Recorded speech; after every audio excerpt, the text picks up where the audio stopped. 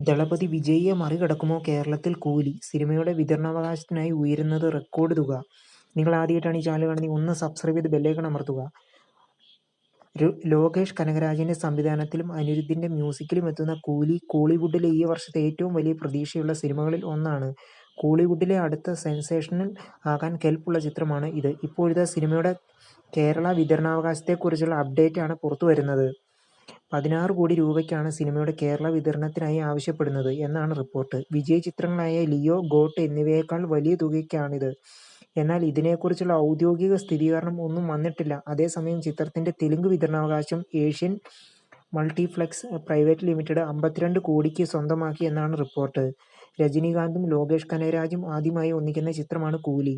Sun പിക്ചേഴ്സിന്റെ ബാനറിൽ കലാനിധി മാറനാണ് കൂലിയുടെ നിർമ്മാണം.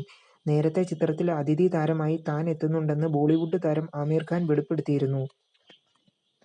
ചിത്രം ഓഗസ്റ്റ് 14-നാണ് തിയേറ്ററിൽ എത്തുന്നത്. നാഗാർജുന, അക്കിനേനി, ഉപേന്ദ്ര, സത്യരാജ്, സൗബിൻ ഷാഹിർ, ശ്രുതി ഹാസൻ, റിബ മോണിക്ക, ജോൺ എന്നിവരാണ് ചിത്രത്തിൽ പ്രധാന കഥാപാത്രങ്ങളെ അവതരിപ്പിക്കുന്നത്. അനിരുദ്ധ് രവിചന്ദ്രൻ ആണ് കൂലിയുടെ സംഗീത സംവിധാനം. ഗിരീഷ് ഗംഗാധരൻ ക്യാമറ കൈകാര്യം ചെയ്യുന്ന ചിത്രത്തിൽ എഡിറ്റിംഗ് നിർവഹിക്കുന്നത് തെലുങ്ക് നാട്ടിൽ രജനിയെ മലർത്തിയടിച്ച് ഹൃത്തിക്കും ജൂനിയർ NTRഉം.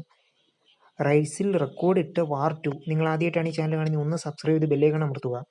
ഹൃത്തിക് റോഷനെ നായകനാക്കി അയൺ മുഖർജി ഒരുക്കുന്ന സ്പൈ ആക്ഷൻ ചിത്രമാണ് വാർ 2. തെലുങ്ക് സൂപ്പർ താരം ജൂനിയർ NTRഉം സിനിമയിൽ ഒരു പ്രധാന കഥാപാത്രത്തെ അവതരിപ്പിക്കുന്നുണ്ട്. ബോളിവുഡിലെ ഹിറ്റ് സിനിമാറ്റിക് യൂണിവേഴ്സായ യഷ് രാജ് ഫിലിംസിന്റെ സ്പൈ യൂണിവേഴ്സിലെ ഏറ്റവും പുതിയ ചിത്രമാണ് ഇത്.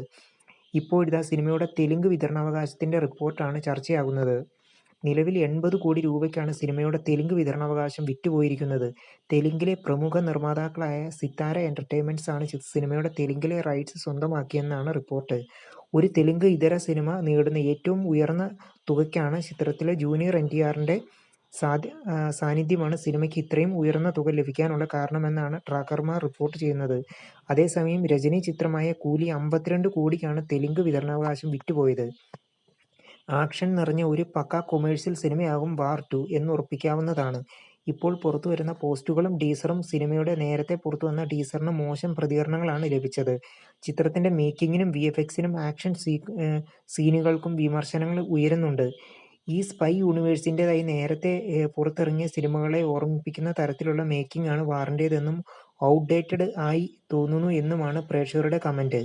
മൗണ്ടൻ ഡ്യൂ പരസ്യം പോലെയാണ് ടീസർ ഉള്ളതെന്നും അഭിപ്രായങ്ങളുണ്ട്. ആഗസ്റ്റ് 14-ന് വാർ 2 ലോകമെമ്പാടുമുള്ള തിയേറ്ററുകളിൽ റിലീസ് ചെയ്യും. മേജർ കബീർ ദലിവാൾ എന്ന റോ ഏജന്റിനെയാണ് ചിത്രത്തിൽ ഋത്തിക് റോഷൻ അവതരിപ്പിക്കുന്നത്. യഷ് രാജ് പ്രൊഡക്ഷൻസിന്റെ ബാനറിൽ ആദിത്യ ചോപ്രയാണ് വാർ 2 നിർമ്മിക്കുന്നത്. ജൂനിയർ NTRന്റെ ആദ്യ ബോളിവുഡ് ചിത്രമാണ്. സ്പൈ യൂണിവേഴ്സിലെ 6-ാമത്തെ ചിത്രമാണ് വാർ 2. ബ്രഹ്മാസ്ത്ര എന്ന ചിത്രത്തിന് ശേഷം അയൺ മുഖർജി സംവിധാനം ചെയ്യുന്ന ചിത്രമാണ്. സിനിമയിൽ ഷാരൂഖ് ഖാന്റെ പത്താനും സൽമാൻ ഖാന്റെ ടൈഗറും കാമിയോ വേഷങ്ങളിൽ എത്തുമെന്ന റിപ്പോർട്ടുകളുമുണ്ട്. നിങ്ങൾ ആദ്യമായിട്ടാണ് ഈ ചാനൽ കാണുന്നത്, ഒന്ന് സബ്സ്ക്രൈബ് ചെയ്ത് ബെല്ലൈക്കൺ അമർത്തുക. 20 ദിവസം നീളുന്ന സ്റ്റണ്ട് ഷൂട്ടിംഗ്. മോഹൻലാൽ ചിത്രത്തെക്കുറിച്ച് അനൂപ് മേനോൻ. നിങ്ങൾ ആദ്യമായിട്ടാണ് ഈ ചാനൽ കാണുന്നത്, ഒന്ന് സബ്സ്ക്രൈബ് ചെയ്ത് ബെല്ലൈക്കൺ അമർത്തി ഒന്ന് ലൈക്ക് ചെയ്യാൻ ശ്രമിക്കുക. മോഹൻലാൽ നായകനാകുന്ന ചിത്രത്തിന്റെ അപ്ഡേറ്റുമായി സംവിധായകൻ അനൂപ് മേനോൻ. നടൻ അനൂപ് മേനോന്റെ സംവിധാനത്തിലുള്ള ചിത്രത്തിൽ മോഹൻലാൽ നായകനാകുന്നു എന്ന പ്രഖ്യാപനം വലിയ ചർച്ചയായിരുന്നു. തിരക്കഥയും അനൂപ് മേനോനാണ് എഴുതുന്നത്. ചിത്രത്തിന്റെ തിരക്കഥാ ജോലികൾ നടന്നുകൊണ്ടിരിക്കുകയാണ് എന്ന് ഒരു അഭിമുഖത്തിൽ അനൂപ് മേനോൻ വ്യക്തമാക്കിയിരിക്കുകയാണ്. കൊൽക്കത്ത ദുർഗാ പൂജ ആഘോഷത്തിനിടെ ഒരു നിർണായക രംഗം ഷൂട്ട് ചെയ്യാനുണ്ട്. അത് അടുത്ത വർഷമേ നടക്കൂ. 20 ദിവസത്തോളം ദുർഗാ പൂജയ്ക്കിടെ ഷൂട്ട് ചെയ്യാനുണ്ട്. ആക്ഷൻ ഫൈറ്റ് സീക്വൻസ് ആണ് അത്. ബിഗ് ബജറ്റ് ചിത്രമാണിത്. പാട്ടുകളെല്ലാം ആക്ഷനും ഒക്കെ ചേർന്നത്. എല്ലാവരും കാണാൻ ആഗ്രഹിക്കുന്ന മോഹൻലാൽ ചിത്രമായിരിക്കും ഒരുക്കുക എന്നും അനൂപ് മേനോൻ വ്യക്തമാക്കി.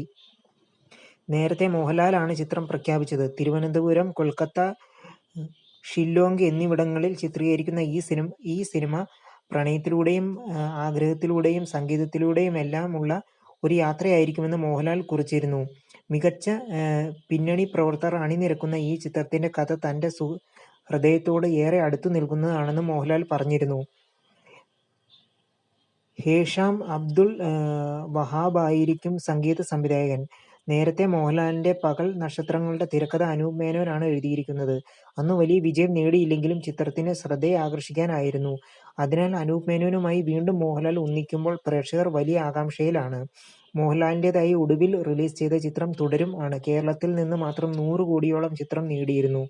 ആഗോള ബോക്സ് ഓഫീസിൽ 200 കോടി ക്ലബിലും ഇടം നേടിയിരുന്നു. തരുൺ മൂർത്തിയാണ് സംവിധാനം നിർവഹിച്ചത്. മോഹൻലാലിൻ്റെതായി ഛോട്ടാ മുംബൈ റിലീസും ചെയ്തിരുന്നു. കേരള ബോക്സ് ഓഫീസിൽ 3.80 കോടിയോളം നേടിയിരുന്നു. അൻവർ റഷീദാണ് ചിത്രത്തിന്റെ സംവിധാനം. വലിയ ഉത്സവ പ്രതീതിയിലാണ് വീണ്ടും എത്തിയപ്പോൾ മോഹൻലാൽ ചിത്രത്തെ ആരാധകർ വരവേറ്റത്. നിങ്ങൾ ആദ്യമായിട്ടാണ് ഈ ചാനൽ കാണുന്നത്, ഒന്ന് സബ്സ്ക്രൈബ് ചെയ്ത് ബെല്ലൈക്കൺ അമർത്തൂ. അസാധാരണ നീക്കവുമായി ഹൈക്കോടതി. ശനിയാഴ്ച ജഡ്ജി JSK സിനിമ കാണും. നിങ്ങൾ ആദ്യമായിട്ടാണ് ഈ ചാനൽ കാണുന്നത്, ഒന്ന് സബ്സ്ക്രൈബ് ചെയ്ത് ബെല്ലൈക്കൺ അമർത്തുക. സെൻസർ ബോർഡ് പ്രദർശനാനുമതി നിഷേധിച്ച സുരേഷ് ഗോപി ചിത്രം JSK ജാനകി വിസ് സ്റ്റേറ്റ് ഓഫ് കേരള ഹൈക്കോടതി കാണും. ശനിയാഴ്ച രാവിലെ 10 മണിക്കാണ് ജസ്റ്റിസ് N. സിനിമ കാണുക. സിനിമ കാണണമെന്ന ആവശ്യം കഴിഞ്ഞ ദിവസം കേസ് പരിഗണിച്ചപ്പോൾ ഹർജിക്കാർ കോടതിക്ക് മുമ്പാകെ വച്ചിരുന്നു. സിനിമ കാണാൻ തീരുമാനിച്ചു. അതാണ് ശരിയായ നടപടി. കണ്ടുകഴിഞ്ഞാൽ ഉള്ളടക്കം അറിയാൻ കഴിയും. സിനിമ കാണാനുള്ള സമയം തീരുമാനിക്കാൻ ഹർജിക്കാരായ നിർമ്മാതാക്കളോട് കോടതി ആവശ്യപ്പെട്ടു. പാലാരിവട്ടത്തെ ലാൽ മീഡിയയിൽ വെച്ചാവും കോടതി സിനിമ കാണുക. സിനിമ കാണണം എന്ന ആവശ്യം സെൻസർ ബോർഡിന്റെ അഭിഭാഷകനും മുന്നോട്ട് വച്ചിരുന്നു. മുംബൈയിൽ സിനിമ കാണണം എന്നായിരുന്നു ആവശ്യം. എന്നാൽ ഇത് കോടതി നിരാകരിച്ചു. ചിത്രം കൊച്ചിയിൽ വന്ന് കാണാൻ കോടതി നിർദ്ദേശിച്ചു. കേസ് വീണ്ടും അടുത്ത ചൊവ്വാഴ്ച പരിഗണിക്കും. നിങ്ങൾ ആദ്യമായിട്ടാണ് ഈ ചാനൽ കാണുന്നത്, ഒന്ന് സബ്സ്ക്രൈബ് ചെയ്ത് ബെല്ലൈക്കൺ അമർത്തുക.